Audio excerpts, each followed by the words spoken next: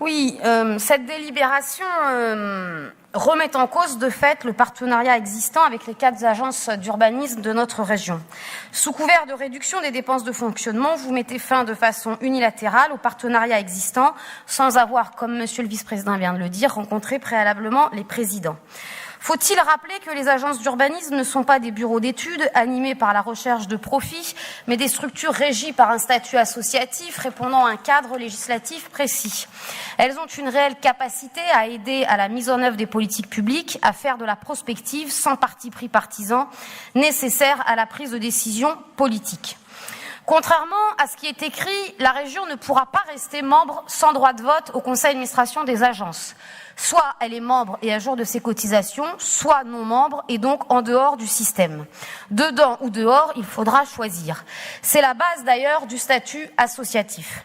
Si l'agence de Lyon possède effectivement dans ses statuts un collège spécial sans droit de vote, il est réservé aux seuls partenaires privés qui veulent financer des missions de l'agence, car une agence ne peut pas avoir de membres privés dans ces instances délibératives.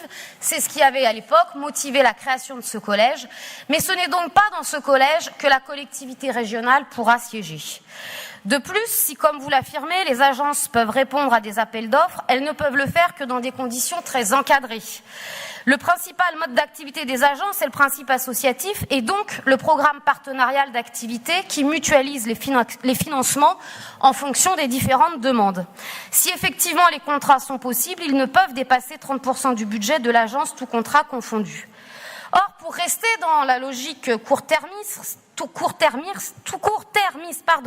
rappelant qu'un membre peut contractualiser avec une agence, travailler avec les agences fait donc faire des économies aux membres à jour de leur cotisation, gagner du temps, il n'y a pas de cahier des charges, de montage des appels d'offres, des jurys, pas d'avenant, il y a une discussion au gré à gré, une souplesse même dans la conduite des études et une imputation budgétaire en fonctionnement ou investissement identique au marché en appel d'offres, une comptabilité analytique transparente. Bref, le fait de ne plus être adhérent à ces agences ne sera ni une économie à moyen terme pour la collectivité régionale, ni encore moins un gage d'efficacité. Ce choix est donc aujourd'hui incompréhensible, d'ailleurs, par une grande partie des adhérents de ces 4 agences. Nous voterons contre cette délibération qui, à nos yeux, n'est pas digne d'une collectivité telle que la nôtre. Merci Madame Kuckerman. Madame Abedi-Parisis.